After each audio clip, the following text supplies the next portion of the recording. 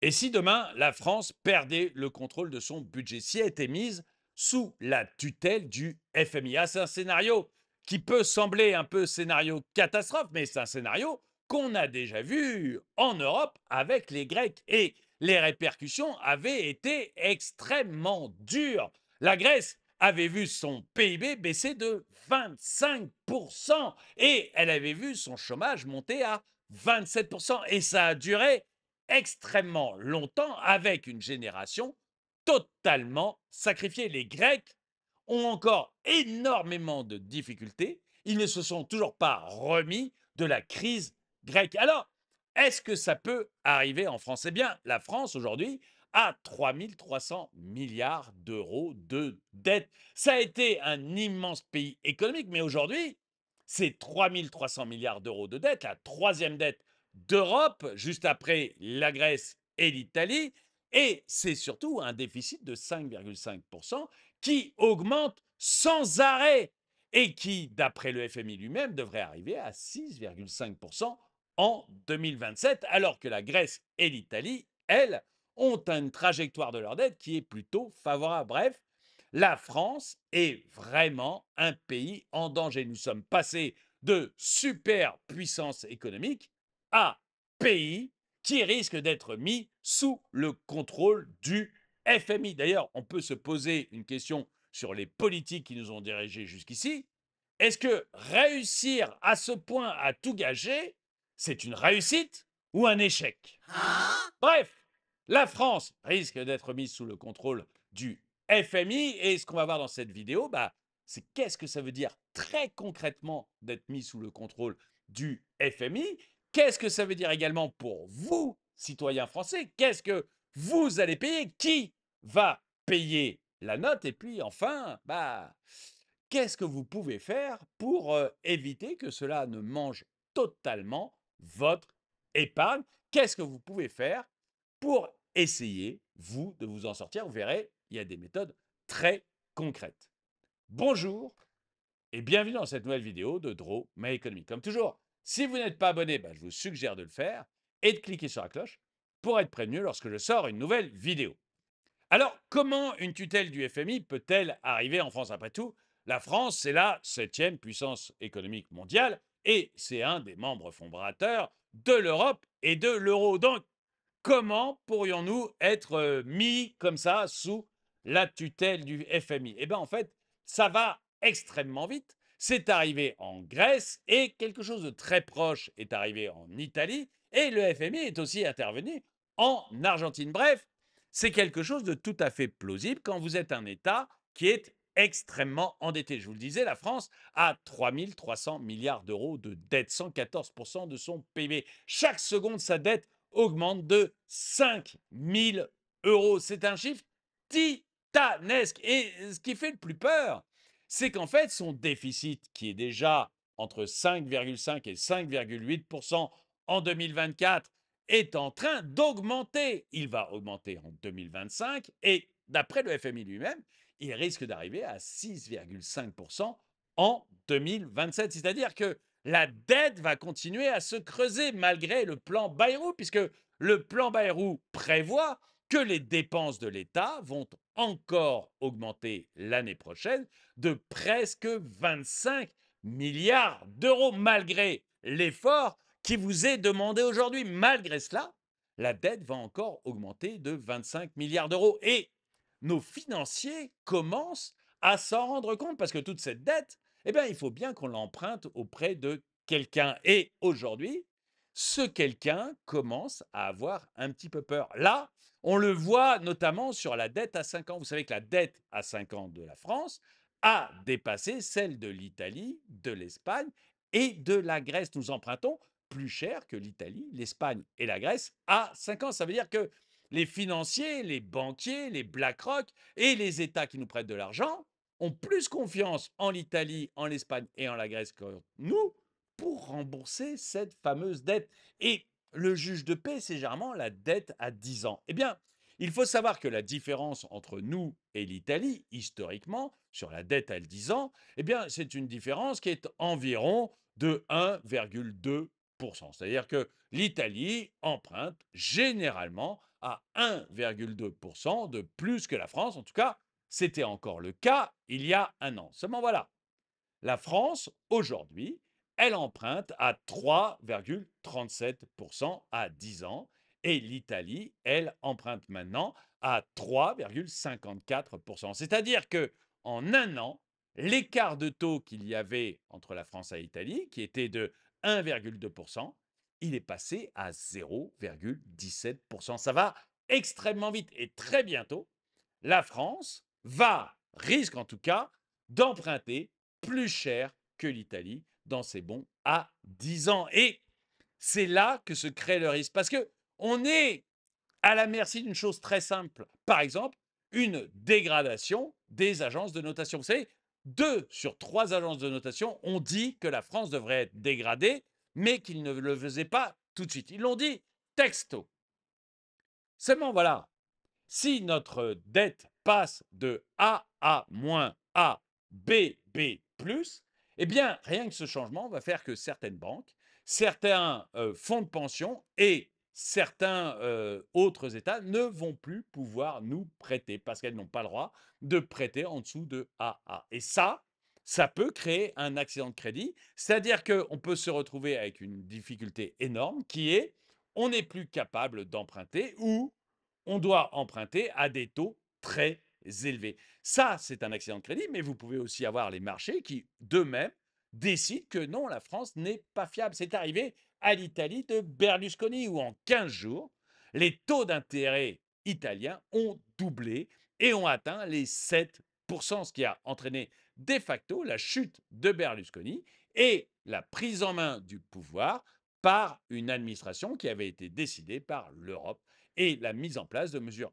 extrêmement dures mises en place par l'Europe. Donc voilà, oui, la France peut se retrouver sous la tutelle du FMI et ça peut aller extrêmement vite. Alors, si c'est le cas, si ça se passe comme ça, qu'est-ce que ferait le FMI en France concrètement? Et puis, qu'est-ce que ça impliquerait concrètement pour vous? Lorsqu'un pays fait appel au FMI, ce n'est pas gratuit. C'est même souvent extrêmement dur et les réformes demandées peuvent vous faire très mal. Il y a 5 réformes qui seraient probablement demandées à la France.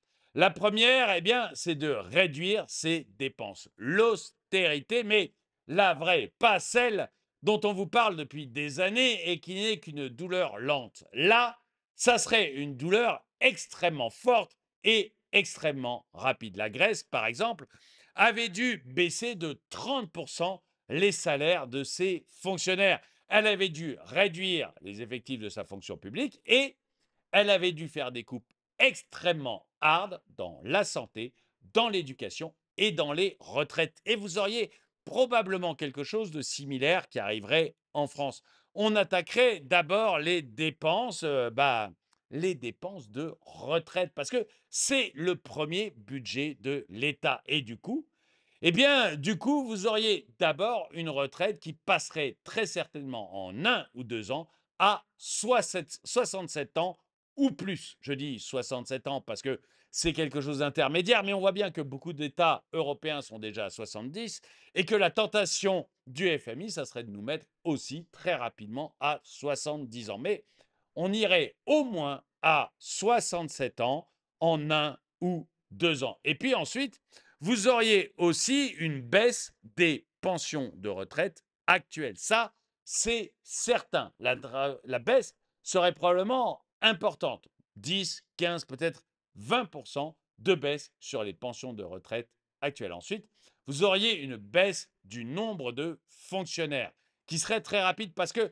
y a 5,3 millions de fonctionnaires en France et c'est 1 million de plus que l'Allemagne. Alors qu'en Allemagne, ils sont plus de 80 millions de personnes à y habiter, alors que nous, on est à peine 70 millions. Donc, il y aurait une très grande baisse des effectifs de la fonction publique, probablement 1 million de fonctionnaires en moins. Vous voyez que par rapport au plan Bayrou qui prévoit 3 000 fonctionnaires en moins, on serait extrêmement loin. Et puis, il y aurait, mais alors très probablement également, une baisse des salaires dans la fonction publique. Ça, on n'y coupera pas. La deuxième chose que ferait le FMI, eh bien, c'est d'essayer d'augmenter les recettes. Et pour ça, il y a quelque chose de très pratique, c'est la TVA.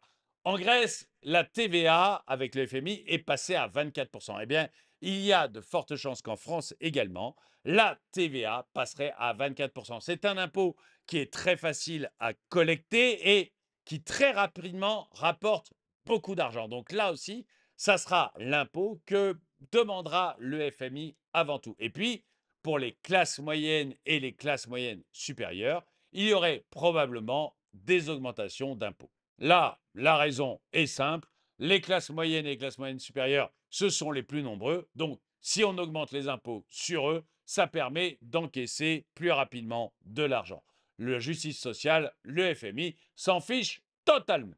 Ensuite, vous auriez probablement une réforme du marché du travail dans l'objectif de flexibiliser le marché du travail. C'est quelque chose qu'on retrouve très très fréquemment dans ce que demande le FMI. En fait, vous avez probablement une réduction de la durée des indemnités chômage qui serait mise en place. Vous auriez certainement une facilitation des licenciements qui serait mise en place. Et puis, vous auriez probablement la fin des conventions collectives de branche. Quatrième mesure que mettrait certainement le FMI en route, eh bien, c'est la privatisation de beaucoup d'actifs publics. On l'a vu en Grèce, le FMI a privatisé des ports, il a privatisé l'électricité et il a privatisé les aéroports. Eh bien, chez nous, on aurait probablement exactement la même sauce, c'est-à-dire que nous aurions très probablement des entreprises comme EDF, la SNCF ou la Poste qui seraient privatisées, peut-être pas à 100%, mais au moins pour une bonne moitié. Et puis, vous auriez également la participation de l'État dans certaines entreprises comme Airbus, Air France, Renault, Safran, qui seraient très largement remises en cause. Après tout, pourquoi l'État aurait encore des parts de Renault ou de Safran?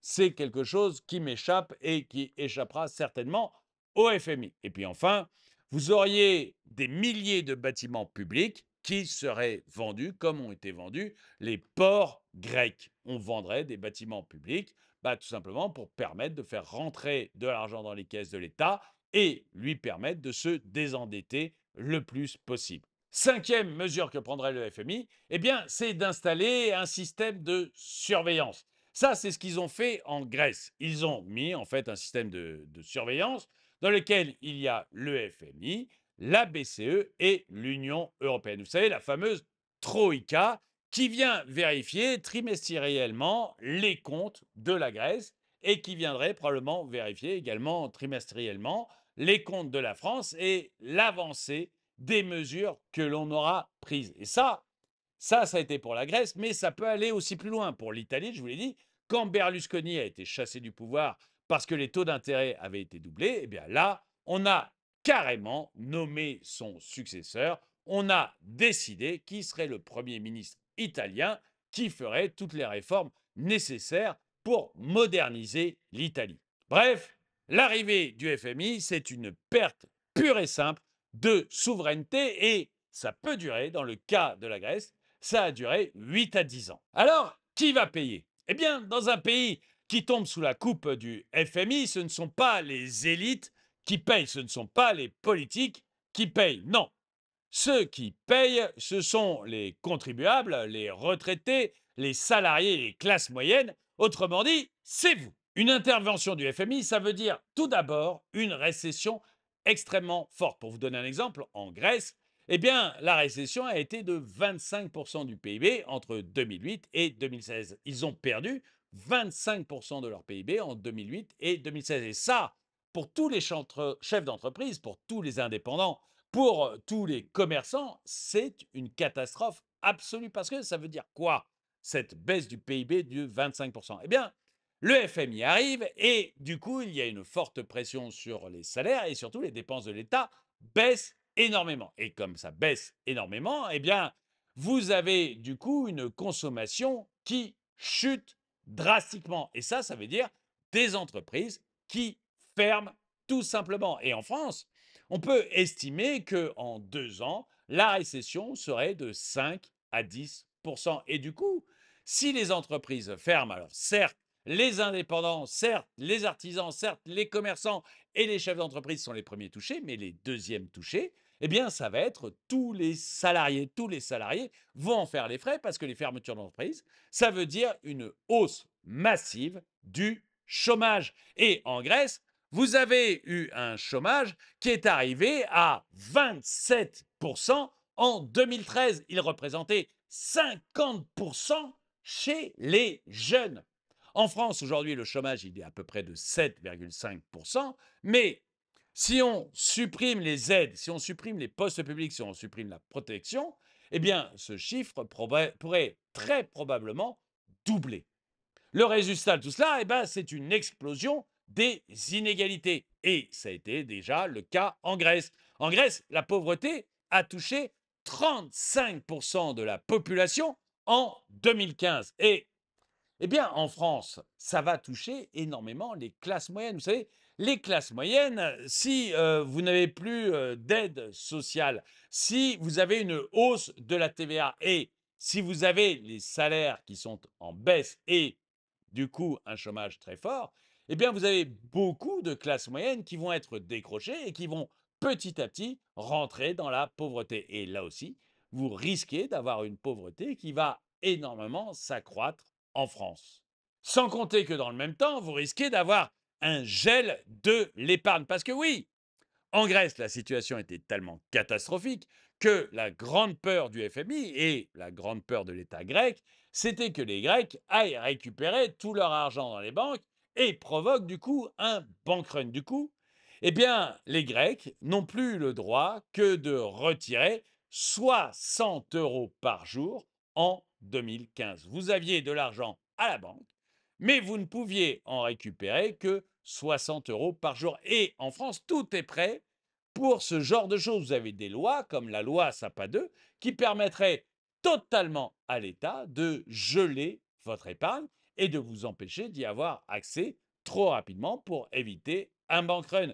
Et ce qu'il faut comprendre, c'est que le gel des comptes et les taxes supplémentaires sur l'épargne sont probablement des choses qui arriveraient en cas de déboulement de FMI et de mise sous tutelle de la France. Et toutes ces catastrophes extrêmement concrètes que je viens d'énoncer, comme par exemple la récession brutale, la hausse du chômage, surtout chez les jeunes, et puis l'explosion des inégalités, une classe moyenne qui s'appauvrit de plus en plus et un gel de l'épargne, ça enclenche deux autres catastrophes. La première catastrophe, c'est le départ massif des jeunes. En ce moment, les jeunes sont déjà en train de quitter la France, surtout s'ils sont diplômés. Mais il faut voir que l'arrivée en Grèce du FMI, ça a créé le départ de 500 000 jeunes entre 2010 et 2018. Parce que avec un chômage de 50% et le risque d'un horizon extrêmement bouché, eh bien, les jeunes Grecs ont décidé d'aller voir ailleurs s'ils pouvaient gagner leur vie et s'ils avaient un peu plus d'espoir dans un autre pays. Et ça, c'est quelque chose qui risque également de se produire en France. Et on verrait alors une jeunesse française qui est déjà en train de partir accélérer son départ. Et puis la deuxième catastrophe que ça pourrait engendrer, eh bien, ce sont des révoltes sociales, parce qu'on sent bien que notre pays actuellement est une cocotte minute. On parle déjà de révolte des Gilets jaunes en septembre prochain. Donc on a vraiment déjà une population qui est sous pression et qui aurait du mal à accepter l'arrivée du FMI et les demandes que le FMI ferait. Alors, comment se préparer à une mise sous tutelle de la France par le FMI? Oui, parce qu'il ne faut pas attendre que le FMI soit officiellement maître des comptes de la France. Non, il faut se préparer. Avant, une fois que le FMI est là, c'est trop tard, le marge de manœuvre n'existe plus et votre épargne sera probablement bloquée. Donc, comment se préparer au pire à la mise sous tutelle de la France par le FMI? La première chose à faire, c'est de diversifier son épargne géographiquement et par classe d'actifs. Géographiquement, c'est très simple. Il faut que vous ouvriez des comptes bancaires ou des comptes titres ailleurs qu'en France. Gardez ceux que vous avez en France, mais comme je vous le disais tout à l'heure, si le FMI met la France sous tutelle, à ce moment-là, il y a la possibilité de geler vos comptes. Et rappelez-vous, les Grecs ne pouvez retirer que 60 euros par jour. Dans ce cas, avoir un compte bancaire en Allemagne ou en Hollande, un compte déclaré, hein, quelque chose de parfaitement légal, quelque part ailleurs en Europe, ça peut être une très bonne solution. Et puis, vous avez également intérêt à diversifier vos classes d'actifs. Vous avez intérêt, par exemple, à faire un petit peu d'immobilier, mais pas en France. Parce qu'encore une fois, les FMI prenant le contrôle des comptes de la France, eh bien, les choses qui seront taxées avant tout, ce sont les choses qui sont difficiles à bouger. Donc, l'immobilier risque d'être fortement taxé en France. Et du coup, si vous voulez faire de l'immobilier, vous avez peut-être intérêt à aller voir dans d'autres pays d'Europe et à acheter, pourquoi pas, sous forme de SCI, si vous ne voulez pas vous enquiquiner, à le faire vous directement. Et puis sinon, vous avez aussi la possibilité d'aller chercher des actions ou des ETF internationaux. Alors pourquoi internationaux? Tout simplement parce que si le FMI a mis la France sous tutelle, les entreprises françaises risquent d'avoir de grosses difficultés. Et du coup, il vaut peut-être mieux aller chercher à l'international des entreprises pour placer votre argent. Alors, c'est très simple avec des ETF. Par exemple, si vous allez, là je vais sur mon compte Freedom24 qui sponsorise cette vidéo, eh bien, vous pouvez prendre un ETF, par exemple, comme SPPE, qui est un ETF que j'ai moi-même, et qui est un ETF sur les 500 plus grosses entreprises américaines. C'est un ETF donc sur le standard N pour 500 qui est coté en euros et qui a en plus une assurance sur le taux de change. C'est-à-dire que vous ne serez pas pénalisé si le dollar monte ou baisse par rapport à l'euro. Vous avez également d'autres ETF qui sont, à mon avis, très intéressants et que vous pourriez peut-être regarder. Par exemple, vous pourriez regarder l'ETF dont le code est BCFI. C'est un ETF UBS Core MSCI World. Donc, c'est un ETF qui est basé sur la croissance des 23 pays les plus industrialisés au monde. On dit grosso modo que c'est un ETF qui est basé sur la croissance mondiale. Il est géré par la banque UBS et il a un intérêt également, celui-là, c'est qu'il a également une assurance de change, c'est-à-dire que eh ben, vous ne serez pas pénalisé par la volatilité des monnaies mondiales par rapport à l'euro. Et puis, si vous voulez rester absolument en Europe, que vous ne voulez pas de Standard Poor's 500 américain ou de MSCI World sur la croissance mondiale, eh bien, vous avez un ETF dont le code est MEUD.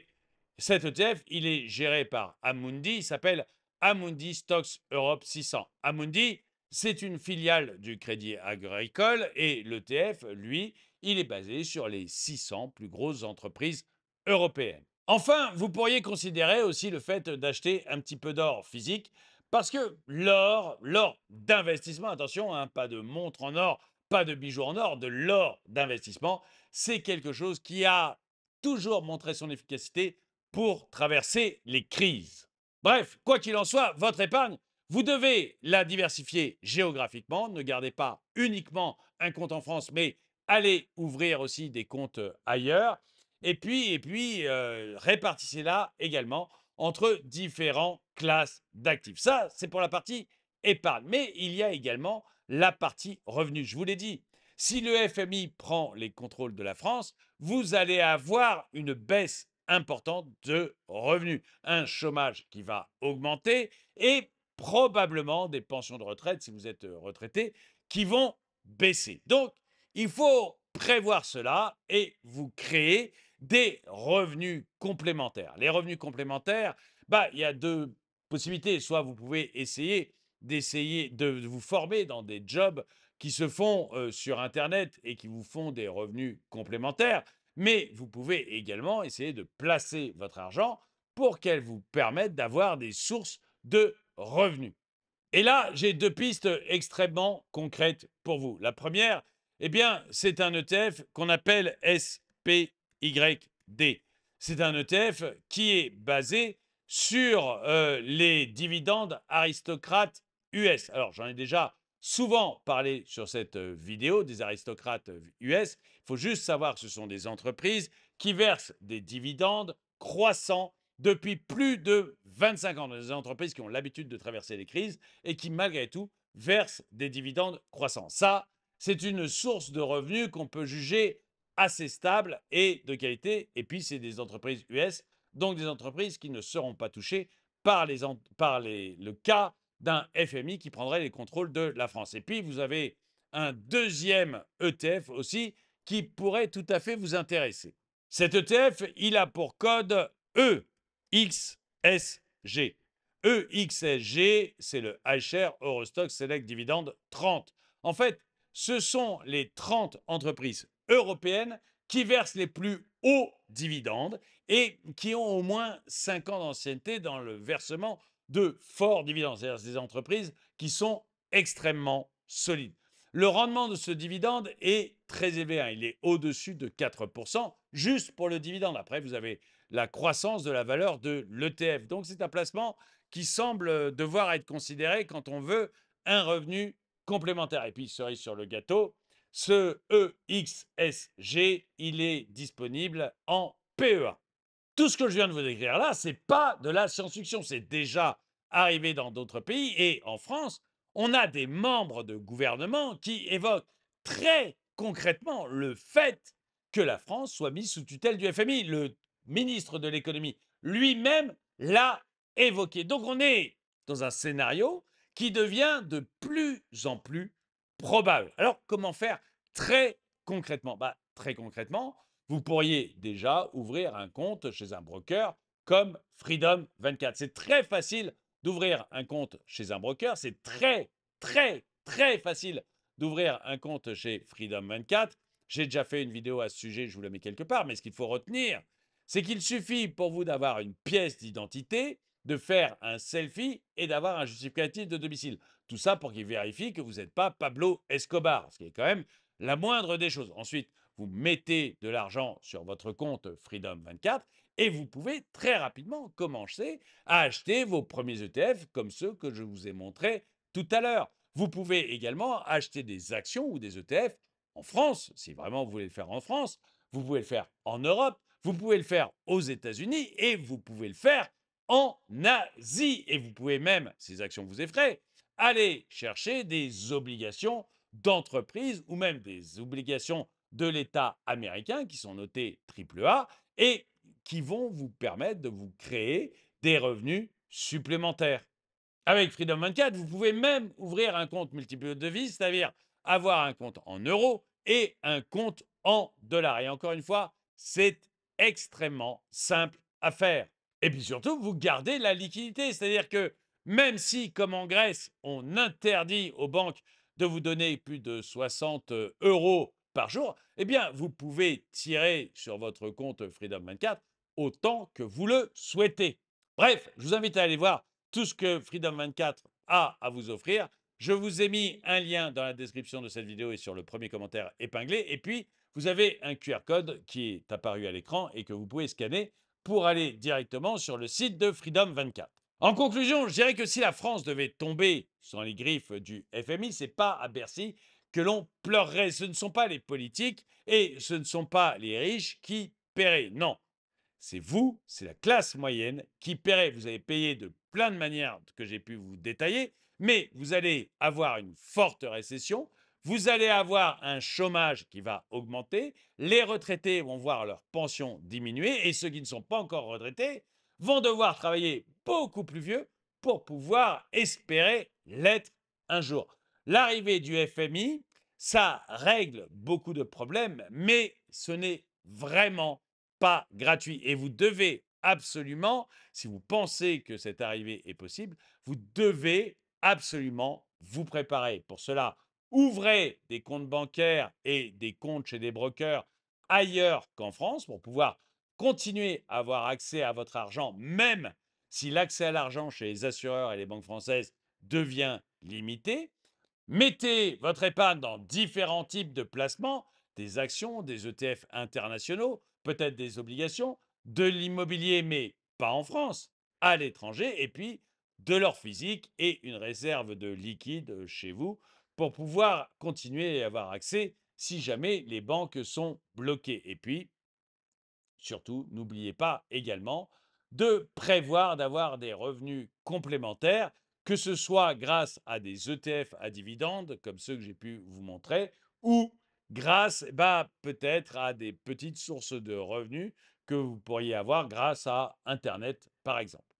Quoi qu'il en soit, bah, dites-moi si vous pensez qu'il y a des chances que le FMI risque d'arriver ou si vous croyez que c'est juste un fantasme. Dites-le moi dans les commentaires. N'oubliez pas d'aller voir ce que Freedom 24 peut vous proposer et ce qui pourrait être réellement une bonne solution à une crise du FMI. Le lien est dans la description, dans le commentaire épinglé et avec le QR code qui vient d'apparaître à l'écran. Moi, je vous remercie d'avoir regardé cette vidéo. Mettez un pouce vers le haut, commentez, partagez et je vous dis à très bientôt.